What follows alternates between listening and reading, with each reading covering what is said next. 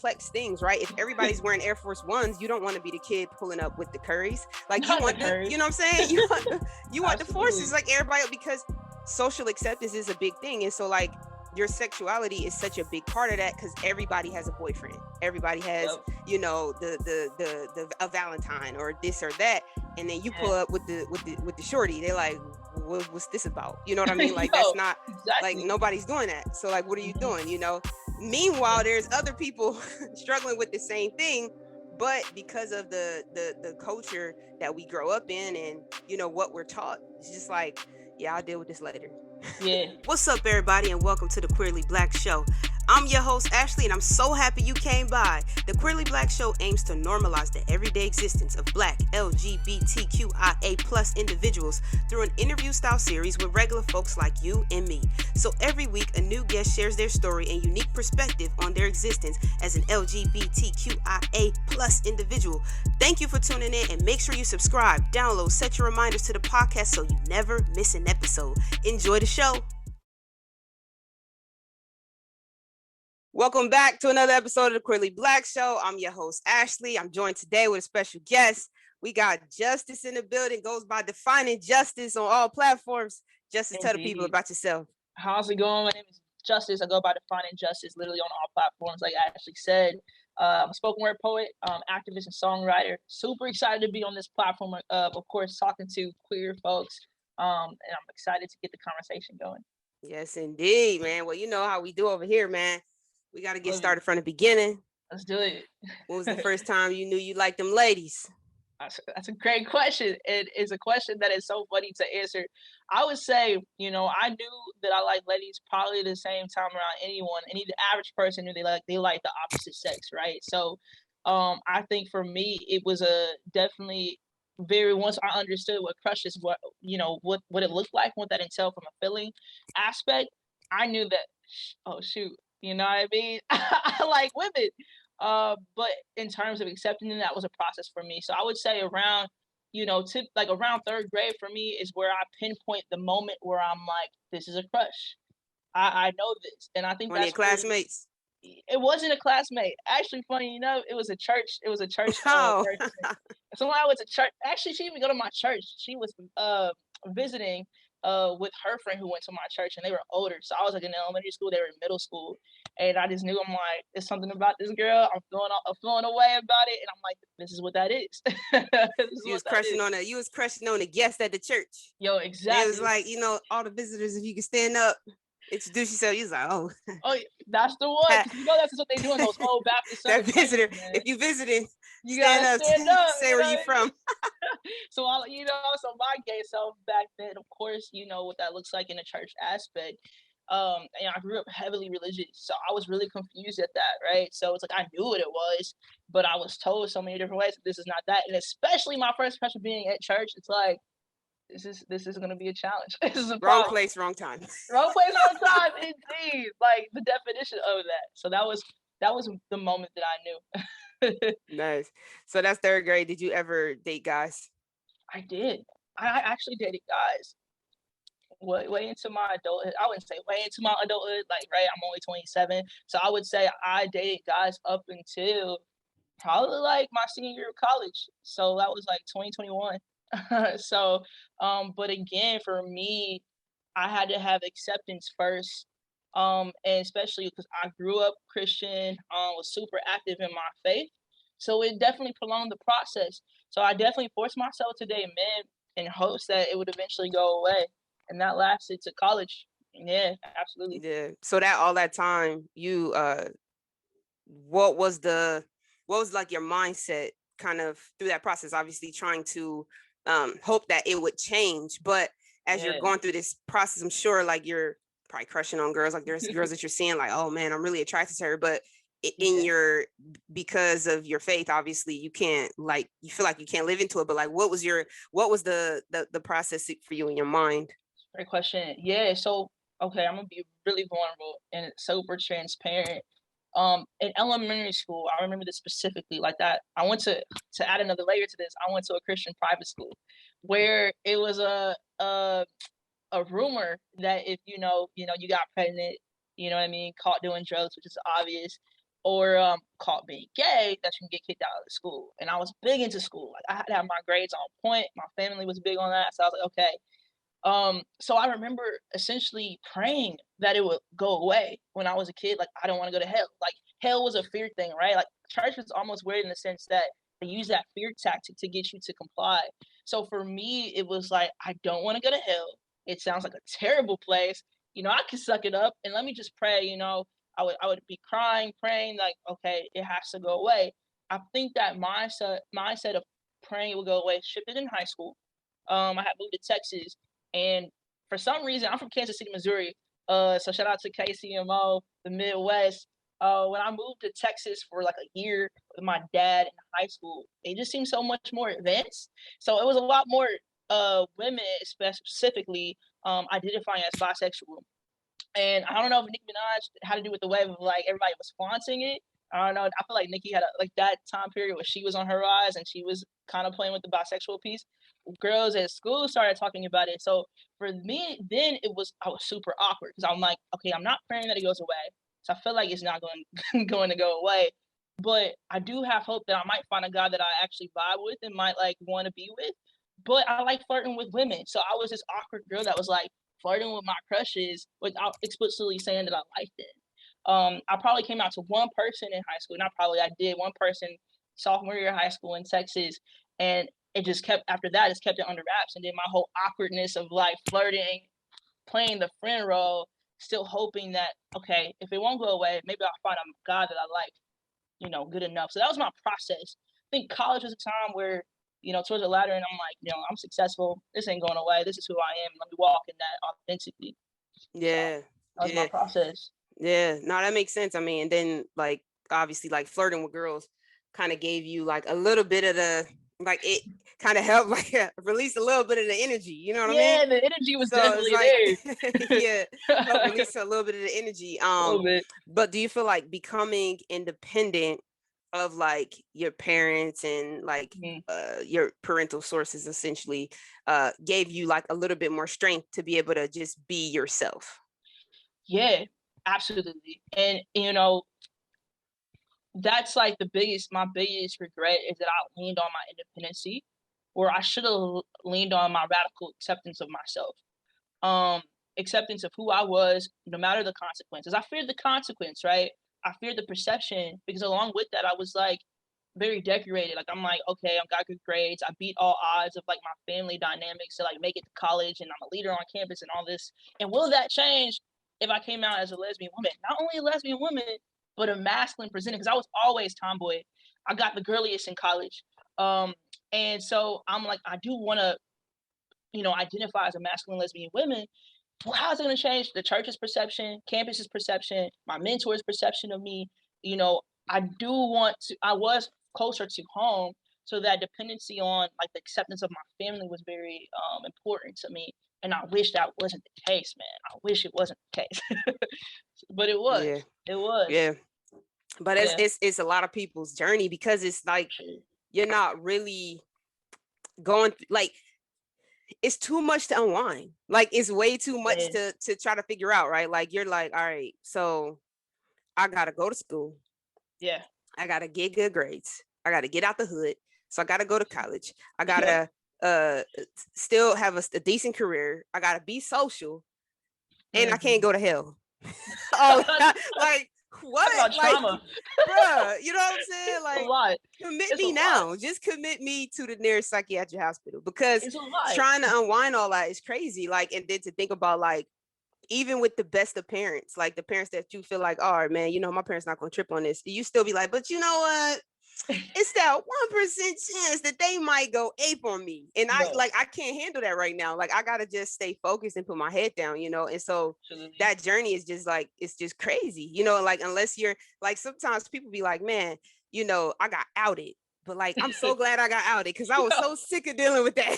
Absolutely. It's a lot of it's a lot of PTSD that comes with it, man. Yeah. It's just like, as a child, we already have to deal with finding ourselves regardless of our sexuality, right? As Black people, we got to figure out how to navigate life. As individuals, I mean, some people get bullied, you know what I mean? it's like we have so many different ebbs and flows already. To add this extra layer was just like, man, you I ain't serious? with this right now. Y'all I can't ain't even. I not can't right even now. add this right now. Right now, bro. Not right now. I'll be 30 before this come out because I Exactly. can't. You I ain't got know, no time for this right now. This sexuality stuff, I'm cool. Like, it's crazy. and to me, it's also fascinating how it's like for some folks, and for me specifically, I felt like I was protecting someone else's feelings. Like, to go more into that, my grandmother is my best friend, or is my best friend, right? She is that for me, and we still to this day are best friends. And she's this, oh my gosh, the epitome of a Black grandmother that is Baptist Bible reading like woman, right? And that was my biggest. I don't want to upset her. Yeah. My mom took a route that wasn't celebrated because of trauma and mental health issues. And so I was the child that's like, I'm going to change the narrative for our family, right? So it's like, I don't want you to feel like you failed all of us because I'm coming out gay. And I know you're going to take that as, what did I do, or what happened to make her this way? And I'm like, dude, I don't even want to have that type of conversation. I'm protecting you by crippling myself. It's wild, man. It's wild. Yeah, it's crazy. It's crazy, but it's just like that's the process. It's like you don't want to disappoint people. You don't want to bring embarrassment or shame to your family, and you're too young and immature to really understand that, like, this is who I am. Like that's like such a radical place to get to. Like, this is who I am. Like, that's like some adult shit. Like, I'm a grown person, and then I realized, like, oh, this is who I am. Is really not going to change. And like, I ain't really have to go through none of that. But because we are all the things that we learn, like what our surroundings are, where we grow up, where we live, you just want to be accepted. Right. And so if at every place that you exist, this thing is not accepted, you're not gonna, you like, if everybody likes vanilla ice cream, you're not gonna be like, well, I like chocolate. Right. They're gonna be like, ugh, like, you like like simple stuff. We're not even talking about complex things, right? If everybody's wearing Air Force Ones, you don't want to be the kid pulling up with the Currys. Like, you want the, you know what I'm saying? You want the forces like everybody, because social acceptance is a big thing. And so like your sexuality is such a big part of that, because everybody has a boyfriend. Everybody has, a Valentine or this or that. And then you pull up with the shorty. They're like, what's this about? You know what I mean? Like, that's not like, nobody's doing that. So like, what are you doing? Meanwhile, there's other people struggling with the same thing, but because of the culture that we grow up in, and what we're taught, it's just like, yeah, I'll deal with this later. Yeah, and that's what we do. We deal with ourselves later. We put ourselves on the back burner for sure. Because we got to get out the hood. We got other things to do. Like, we gotta get ourselves to economic safety. We got to get ourselves to, like, I'm trying to get my moms out the hood. I'm trying to do this. I'm trying to do that. I'm trying to like take survival care of this. And so even you look at, from a psychological standpoint, you look at like Maslow's hierarchy of needs. Sexuality ain't at the bottom. Like, sexuality is not important. Like, we need food, shelter, safety.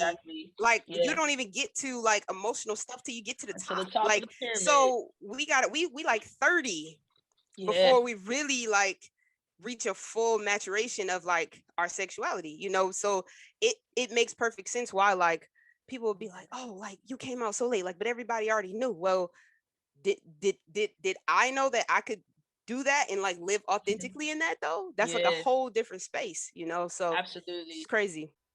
What up? It's your host Ashley, and I'm interrupting this podcast to ask, are you following us?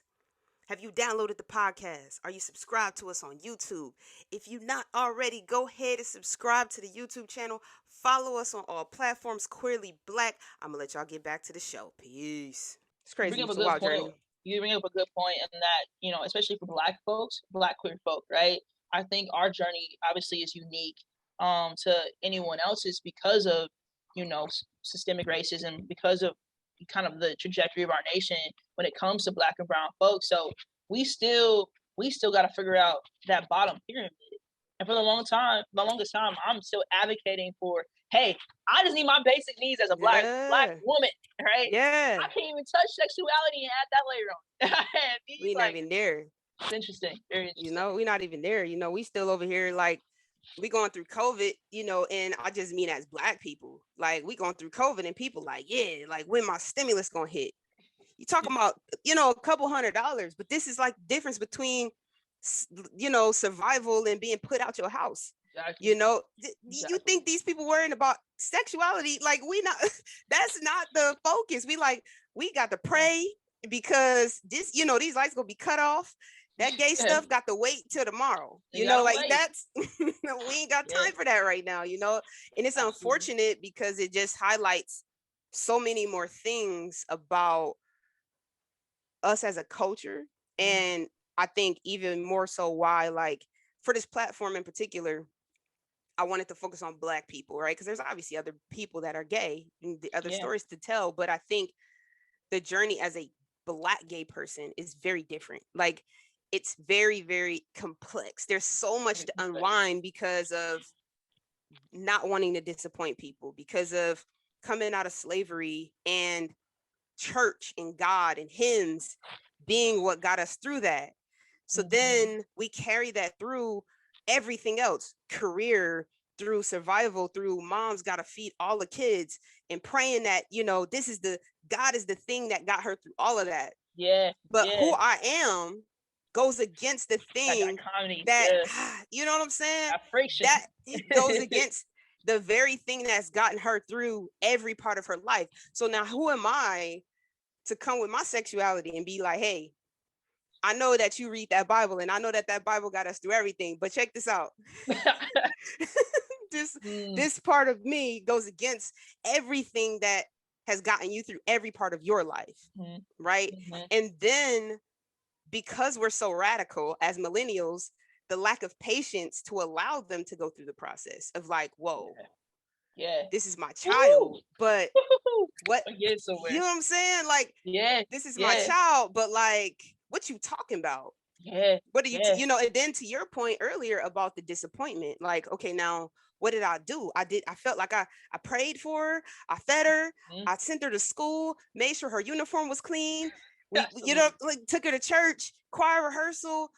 And she telling me she liked the girl at the church. No, exactly. You know what I mean? Like, what is this? You know, so it's just such a wild thing. And then they send us to school. They send us to go think more, you know, be better, be educated, right? So then we're educated enough to say, damn, if I do this, this is going to really, really upset her.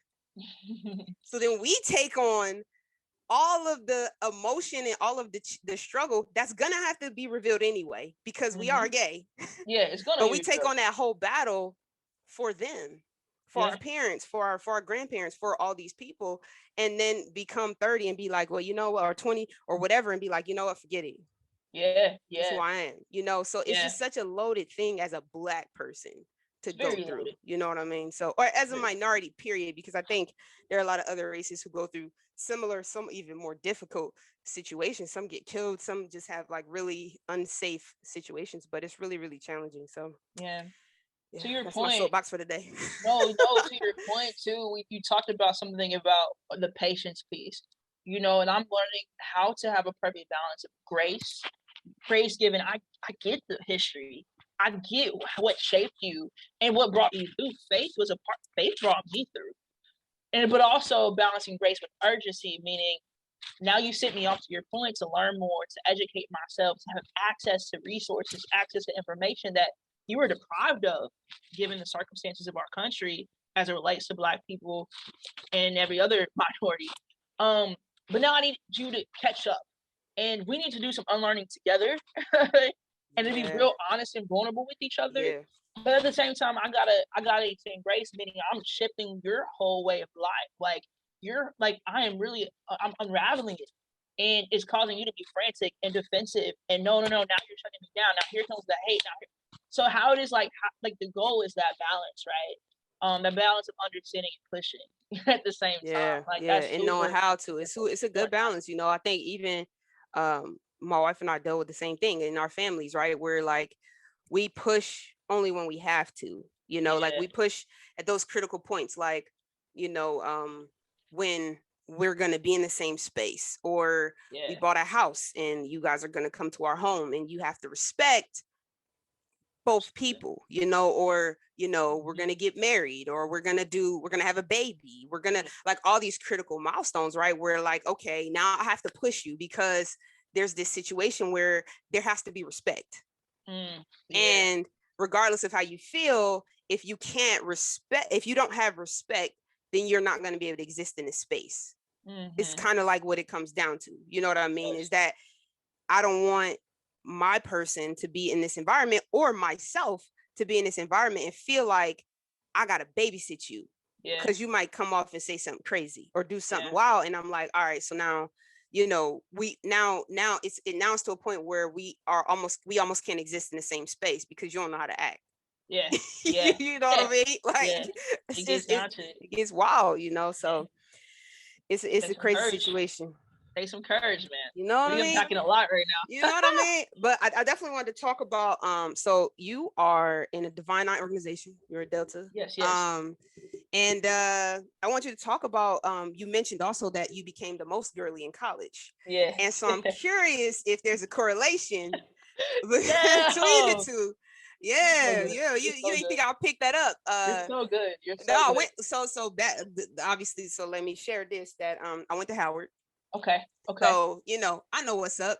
I have tons of friends that are in Divine Nine organization, so I know what it is. I was also a grad assistant in the sophomore dorm, so I know what it is. So you know what it is. So, you know, so when you said that, I was like, okay, I wonder if it had. And then what school did you go to? I went to Kansas State University in Manhattan, okay. Kansas. That's where I went.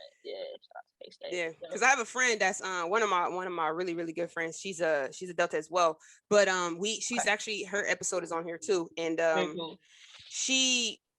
we talked about this too, and she actually pledged as herself as a stud. You know, she was masculine presenting and dreads and the whole 9 yards. And we talked about it, you know, and just like how complicated or not complicated that was for her, right? Because again, there are people who will take her route, and there are people who will take your route to accomplish the goal of being in this amazing organization. So talk about your journey and your reasons and kind of why you did it the way you did it. Absolutely. I think so let's set the tone, right? Kansas City, Missouri. Right? Yeah. Let's start there, right? Yeah. Another layer, Kansas State University is in the state of Kansas, right? Where you have, first of all, I think when I was on campus, you have about 12 to 15, 1,600 at best Black folks on campus, right? Enrolled in undergrad, actually on campus. So that's a layer. You know, everybody else was, you know, white folks from the random cities, small town cities in Kansas, right? On farmland, etc. So the amount of representation on campus for queer folk in general, no matter what race, is slim. You put that down to the Black lens, right? What was to the observe, you know, the eye, you know, so face value, right? Not understanding who someone's sexuality is or what that looks like and how they identify. You know, you don't see it. You didn't see it. So for me in college, right, I knew I always wanted to be a Delta. So I knew coming onto campus that was an organization I was seeking. And right, I think we honestly had someone who was masculine presenting in the chapter, definitely in Eta Gamma, but they were before my time. I did not know that person. I did not know my sorority at that time. And so essentially for me, it was, again, that layer of I don't want to be perceived as if I can't be in this space. Again, internal, more than someone actually telling me that. But mind you, in this time, I was still more feminine presenting, right? So it wasn't like I switched over from masculine to feminine, even though I was tomboy. I was still more feminine. It was still question marks, right? Yeah. And it's funny, a lot of my you hadn't fully transitioned the way you dress at that point. It was still very feminine. Got it. Still very feminine. So, and it's funny looking back, right? My profile is a joke and say, yeah, we knew. But in my time, and it's so funny. I remember a particular story. If I was liking on a girl freshman year of college, we were having our experience with each other, who turned out to be one of my good friends later on in life. But you know, I was mad at her. I was so mad. And Vince is my best friend, who went to another college about it. But I remember so mad because she had said something that was like, around my pro fights, my potential pro fights at the time, right? Because I was an interest, said something that alluded to us interacting. And she was known as a lesbian on campus. Like, that was a known thing. And I just remember being so upset about it. Like, why would you open your mouth and share my business, right? I remember being so infuriated with it because I thought it was going to prevent me from pledging the next semester. And so so for me it was definitely, I was definitely like, okay, I'm going to continue to be operating this femininity that I have, right? From a presentation standpoint. And then once I crossed, oh, that's even worse, right? Because now everybody else, I mean, we're traveling, we're interacting with frats, you know what I mean? Like, we're doing this, we gotta do a step show, and then Delta, you gotta look like this, you know, everybody else, we dress a certain way. So that the girliest I ever was because of the my space, right? It's like, all right, for one, I won't get into like the logistics of our organizations, but certain times I had to wear a skirt. You know what I mean? There are certain times where, you know, we throwing a party, I gotta be a baddie. I gotta be a baddie, bro. I gotta walk these damn hills at this tight club. All these people are showing around this party, twerking and whatever. You know, I couldn't really dance. That's another story in itself. But I had to. They trying to freak on you, and you in there like, bruh, like, okay, you know what up? You know what I mean? Like, shit, like, you know what I mean? So yeah, that was me. And in Kansas. We definitely had some lit situations, you know. What up? It's your host Ashley, and I'm interrupting this podcast to ask: are you following us? Have you downloaded the podcast? Are you subscribed to us on YouTube? If you're not already, go ahead and subscribe to the YouTube channel. Follow us on all platforms, Queerly Black. I'm gonna let y'all get back to the show. Peace. Shout out to Ada again, and that's my chapter. But it was, again, nothing explicitly told, except I knew I had to look the part. I had to play into this character. I love saying playing into a character because it was a character. I'm not that person anymore. I was playing into a character that I thought would be the safest because I knew I wanted this. And once I got it, then I was like, you know what I mean? Like, all right, cool. But that's to your point about independency, right? It's not just independency of family dynamics. It's independency from the shackles of social acceptance in settings like college, where we have a lot of groups of people coming together for whatever the reason, and you want to be accepted by the group that you're trying to infiltrate. So it, again, when I talk about radical acceptance of myself and my coming out process, that's key. Because once you radically accept yourself, who cares? Who cares? You can't touch me. Listen, people don't get that. Like, it's kind of crazy. Like, I feel like coming out as a gay person is like one of the greatest gifts. Like, when you able to do that, because you really don't care after that. Like, you really be like, bro, you think I care? You think I, like, what? You can't touch me? Like, you can't touch me. What? Nah. You crazy? Like, what? Once you done once you done sat across from your grandma and your mama with tears. Oh, what? My God. You think I care about what you think? What? And I wish I could go back and say, oh, man, Justice, if Delta wasn't going to accept you because you identify as a lesbian woman and you're masc presented, was that really the space for you? But the thing is, though, like,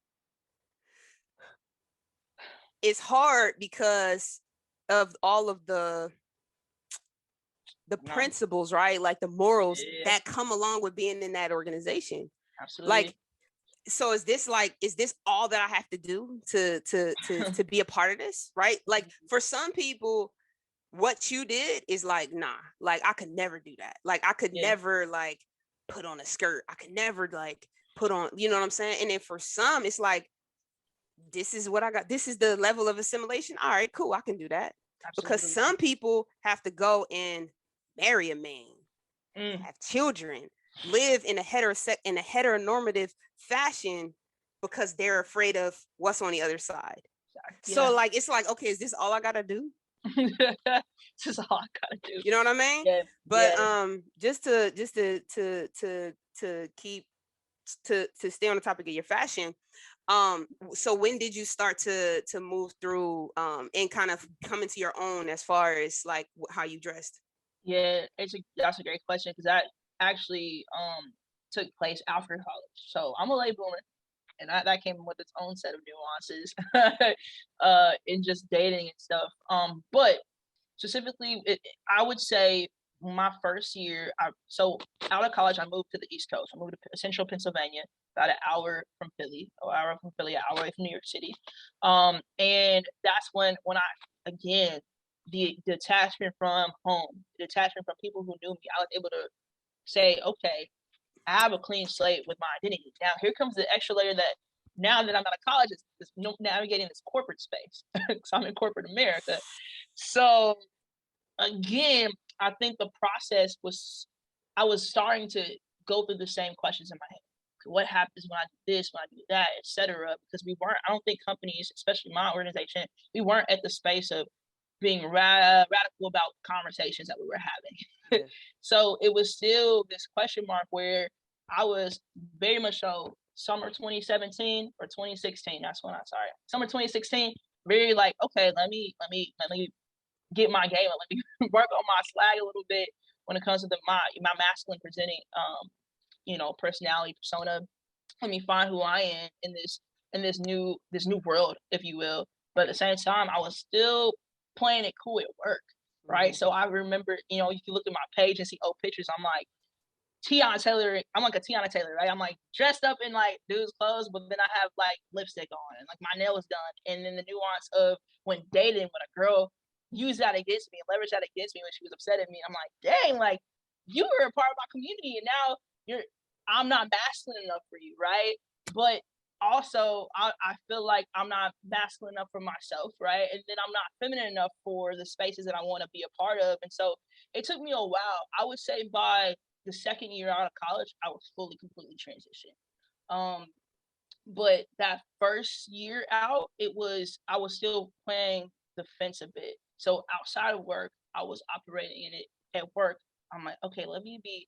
All right, I have this work conference. Let me grab the little work heels. You know what I mean? Same. You can resonate with it, man. Yeah, absolutely. I mean, but we see like even in college, like we at School of B at Howard, we had to wear a suit freshman year every Tuesday and Thursday, and girls had to wear a skirt suit.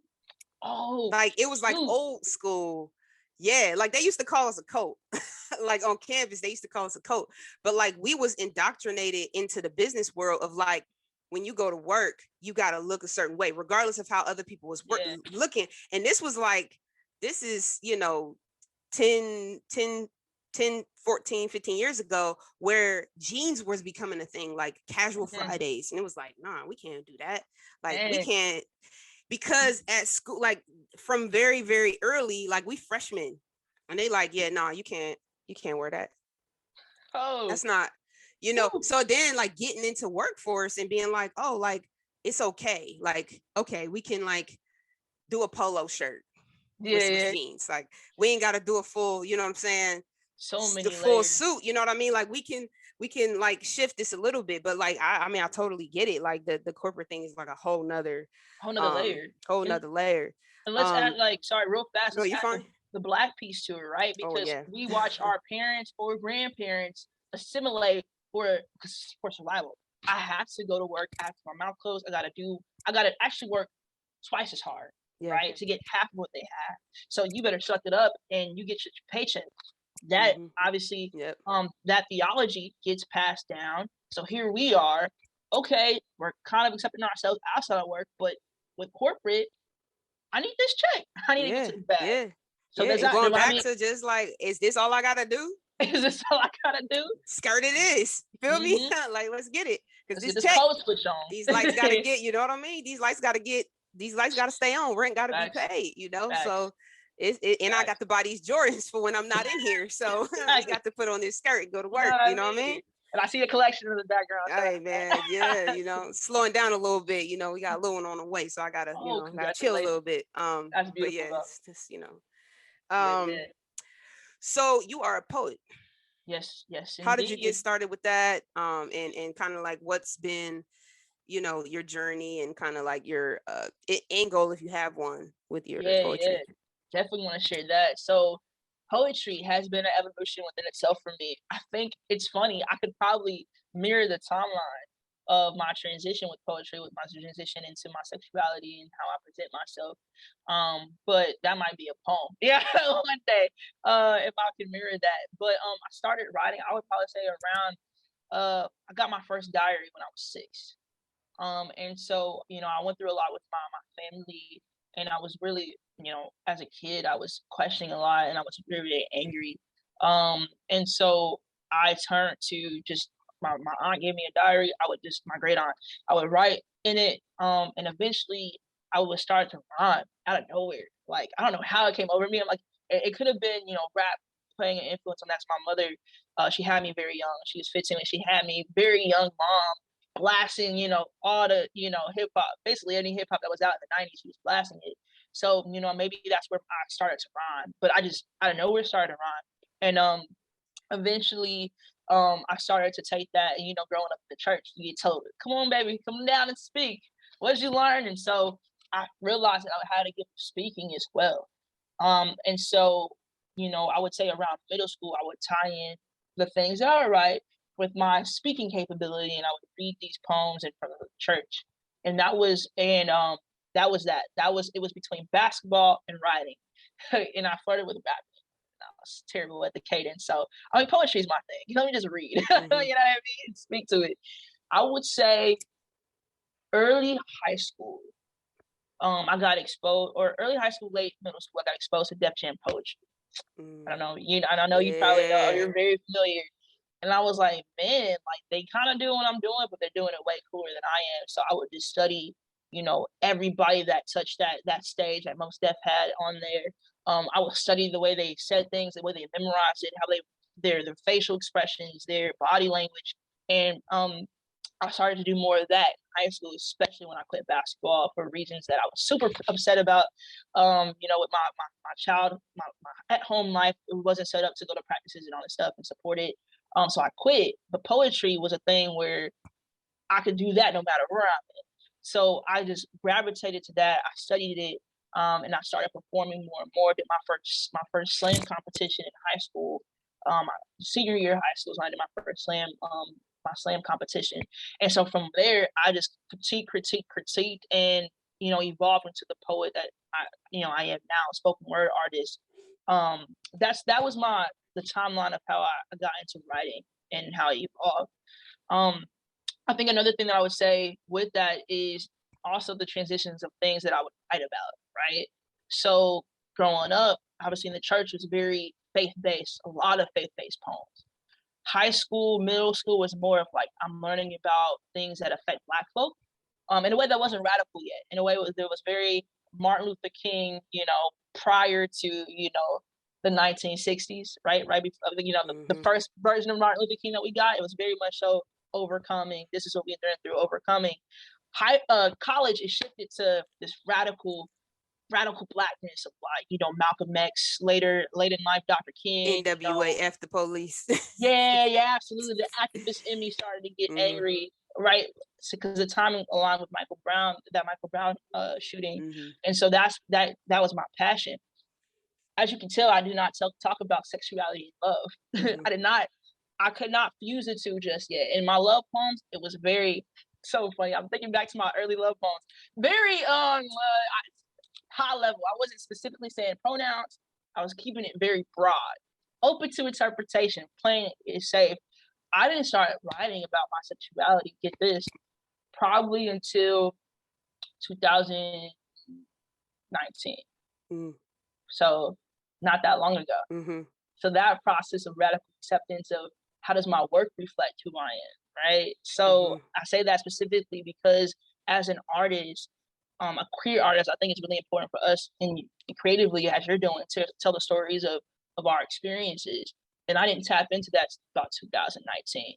So, my goal is to make sure that my art reflects every part of my identity, not just the parts that make people comfortable. You know what I mean? For sure. What up? It's your host, Ashley, and I'm interrupting this podcast to ask, are you following us? Have you downloaded the podcast? Are you subscribed to us on YouTube? If you're not already, go ahead and subscribe to the YouTube channel. Follow us on all platforms, Queerly Black. I'm going to let y'all get back to the show. Peace. So that's my writing journey. Yeah. For sure. Yeah. For sure. Yeah. Yeah. No, that's dope. Do you still have like your journals from like when you were younger? It's funny. I was trying to find. I have one from high school. I was trying to find my first one from when I was like 6 or 7. I couldn't find it. I was in my grandma's house like last week in Kansas City, and I could not find it. But I would like to, because my goal, I'm working on a book right now. My goal is to eventually, when I get to where I want to be, to like here's like the first writings of how terrible I was. You know what I mean? Yeah. But I can't find that thing nowhere. I was about to cuss. I'm sorry. Yeah. Nah, you good. Your grandma probably got them hidden somewhere. Yeah. She'll pop them up somewhere. Yeah. I got 2 more questions for you. For sure. First one is, if you had a theme song for your life, what would it be? Can I do a compilation? Because I thought about this question. I have to do a compilation. It will be a compilation of Congratulations by Drake, From Time by Drake, and then Intentional by Travis Green. I would, for some way, I know Intentional's a gospel Intentional's song. That's my joint, though. Yeah. Woo! Yeah, so that's a smash. Yeah, I would probably start off with like the From Time by Drake, and then go into Intentional, and then end it with Congratulations. I feel like they all kind of play into each other very well. That would be my theme song. That's a nice lineup right there. I like that. Yeah. And final question is, if you had advice for someone who's on their own queer journey, what would it be? Yeah, I mentioned it quite a bit. The term radical acceptance, and to me, it was inspiring to hear that phrase originally by my close group of friends who were sharing like about our past traumas and vulnerabilities and how we thought our lives should be, right? What our lives was versus our expectations, and how to kind of reconcile the two. So we didn't come up with it, but we talked about radical acceptance. And for me, I would say for any queer person that is dealing with this idea of accepting themselves and how do I come out, etc., is radical acceptance consists of a couple of things. One of those things being super honest with yourself first. I mean, I would even start the coming out process with anyone. So you start with yourself, and then gain that courage to be like, okay, with this radical acceptance comes a radical understanding that things may not meet my expectation, right? I might be met with disappointment. I might be met with total complete surprise and get a reaction that I didn't expect. I might be met with more trials that come with me accepting myself. I might be met with more opportunities, right, in a positive way that comes with accepting myself. But a radical acceptance is that acceptance that is all encompassing, that no matter what, I have to do this. You know what I mean? So I would say understand the nuance of radical acceptance for yourself first, and how does that manifest into everything that you do. And I think the second piece is to have courageous faith. Because sometimes it's not the easiest process. I'm not going to sit up here and say like, hey, being queer, it's amazing, but it sucks sometimes. It sucks sometimes, right? It's just like anything 100%. In life. 100% it sucks. So courageous faith, to me, it's important because you have to be optimistic that it's going to get better, that you can write your own story that is not dependent on someone else's views or acceptance of you. That as long as you have radical acceptance, courageous faith, man, the sky's the freaking limit, and what a beautiful experience and journey that it's going to be. So that would be my piece of advice. 100%. I love that. Absolutely. Tell the people where they can find you. Yes, Defining Justice. You can find me by that tag on Instagram, TikTok, Twitter is Defining Just. Had to play around with it because Defining Justice was taken. YouTube, Defining Justice. Justice Davis is my last name. The definingjustice.com for any bookings or upcoming shows or more about my poetry and my path as an artist. Go to my website. It's also a link in my Instagram bio. Check me out. Appreciate you, Ashley. Man. Justice, thank you so much for coming through. Definitely appreciate you. Love chopping it up with you. This was a great conversation. Hey, man, if y'all not already following us, follow Queerly Black on all platforms, mainly Instagram, YouTube. Go subscribe to the channel, download the podcast. And y'all already know, man, it's another episode of the Queerly Blax Show. I'm your host, Ashley. I'll catch y'all on the next one.